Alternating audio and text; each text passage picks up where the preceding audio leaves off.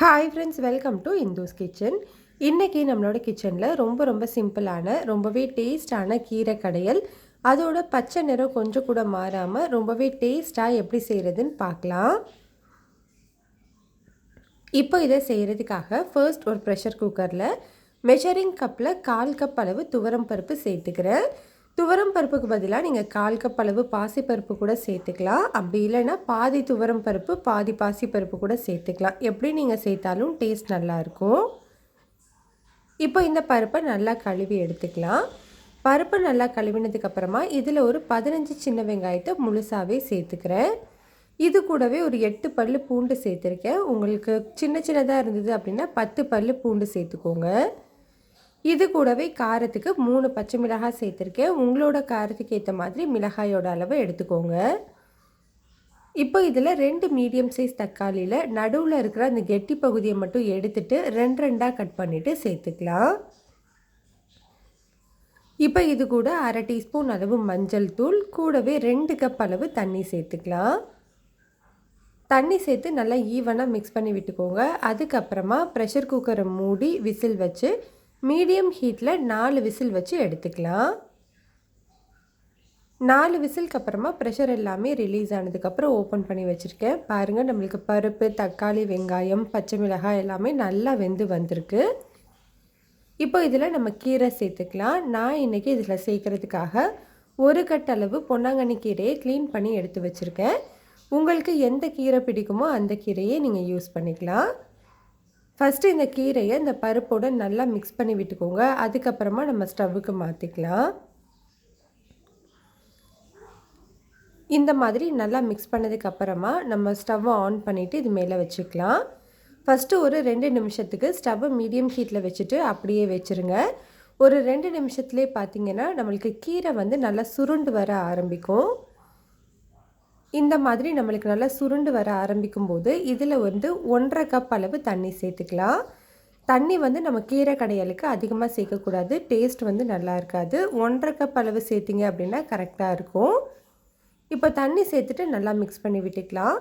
கீரை கடையல் நல்லா பசுமை நிறம் மாறாமல் இருக்கிறதுக்கு முக்கியமான டிப்ஸ் என்னென்னா, நம்ம கீரை வேக வைக்கும்போது மூடி போடக்கூடாது. இப்படி ஓப்பன்லேயே வச்சு வேக வைக்கும்போது தான் நம்மளுக்கு கீரை நல்லா பச்சை நிறம் மாறாமல் அப்படியே இருக்கும்.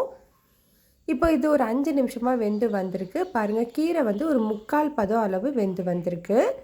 அதே மாதிரி கீரை கடையல் நல்லா டேஸ்ட்டாக வரணும் அப்படின்னா நம்ம கீரை 3/4 அளவு வெந்ததுக்கு அப்புறமா தான் உப்பு சேர்த்துக்கணும். முன்னாடியே சேர்த்துட்டோம் அப்படின்னா டேஸ்ட் நல்லா இருக்காது. கீரை 3/4 அளவு வெந்ததுக்கப்புறமா இதுக்கு தேவையான அளவு உப்பு, 1 டீஸ்பூன் கல்லுப்பு சேர்த்துட்டு இதை நல்லா மிக்ஸ் பண்ணிவிட்டு ஒரு 2 நிமிஷத்துக்கு மட்டும் கொதிக்க வச்சுக்கோங்க. ரொம்ப நேரம் கொதிக்க வச்சுட்டிங்க அப்படின்னா கீரை கடுத்து போன டேஸ்ட் ஆகிடும். அதே மாதிரி உப்பு நம்ம முன்னாடியே சேர்த்துட்டோம் அப்படின்னாலும் கடுத்து போன மாதிரி ஆகிடும்.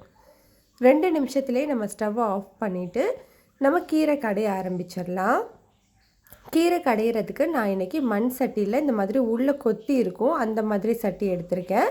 இந்த மாதிரி சட்டி யூஸ் பண்ணோம் அப்படின்னா நம்மளுக்கு கீரை ஈஸியாக கடைஞ்சிடலாம். இப்போ நம்ம ரெடி பண்ண கீரை கடையில் சேர்த்து நல்லா இந்த மாதிரி கடைஞ்சி விட்டுக்கோங்க. மற்ற ஒரே டைரெக்ஷனில் ஒரு 3லேருந்து 4 நிமிஷத்துக்கு நல்லா மசிச்சு விட்டுக்கோங்க. சூட்டோடவே மசித்தோம் அப்படின்னா நம்மளுக்கு நல்லாவே மசிக்க வரும்.